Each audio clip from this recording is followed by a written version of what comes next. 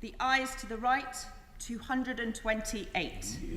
The noes to the left, 348. The ayes were 228, the noes were 348, so the noes have it, Unlocked.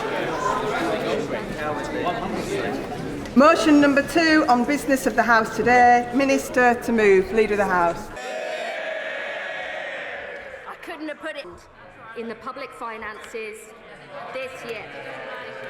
A 6.4. They were only made aware of the true extent of the pressures on the public finances after we will not shy away from our responsibilities like members opposite did. Broken promises already. That, Madam Deputy Speaker, the party opposite, the government, in the general election said they were going to bring in a new style of politics. They don't like it. They don't like it. But the party opposite may say they're going to have these wonderful campaigns that's going to get everybody that's entitled onto. This is an absurd policy which their own plans are actually actively working against. And the haste with.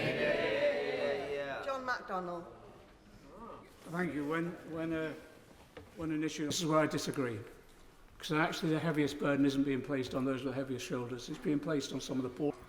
And they're living in accommodation that these provided, which is squalor, to be frank, not insulated, living in cold, freezing accommodation. Just hope people learn the lesson as we move towards this budget, not to put us in. That you would have called the commissioners in the morning and you would. Order. Shadow Minister. I thank the Minister for giving way. Can I ask, when he talks about choices and pension for pension credit, but below the government's own poverty line, what are they supposed to do? Well said. What is worse, Madam Deputy Speaker, who is the master of these Scottish Labour MPs? Is it the Prime Minister? Speaker, I'd like to start by setting out why we have taken the difficult decision to means test winter fuel payments so they are no longer available to all pensioners, whatever their income, but focused on those in greatest need. Put simply, it is because we must fix the foundations of our economy as the first step to rebuilding Britain and making the changes our country desperately needs. And because when money is tight, our priority must be to target resources on those who need it most.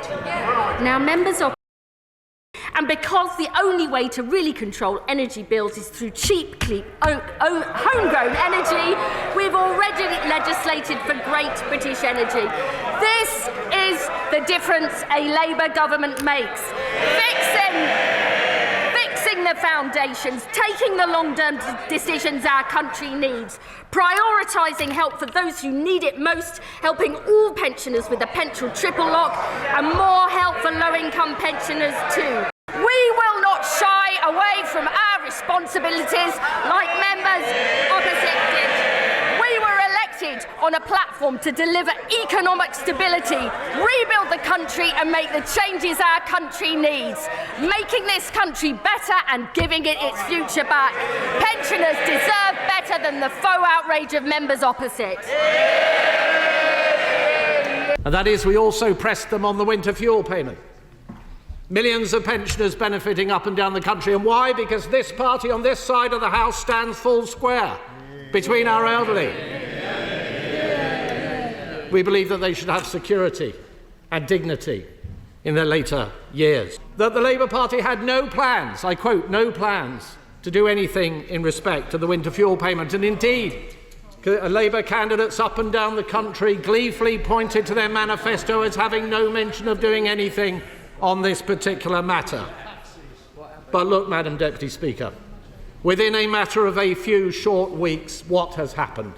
What happened to integrity? What happened to transparency? It went out of the window. Thank you. When when an issue like this has been so heavily whipped, it's very difficult, and I haven't got the eloquence to persuade people to vote another way, to be honest. And so I just want to make this as a personal statement, so my constituents know why I will be voting the way I do today.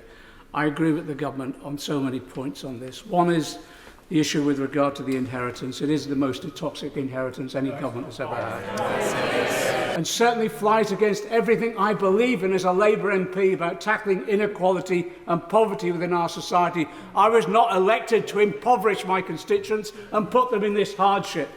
So I regret voting for a motion put forward by these characters, but I will have to because there's no other mechanism.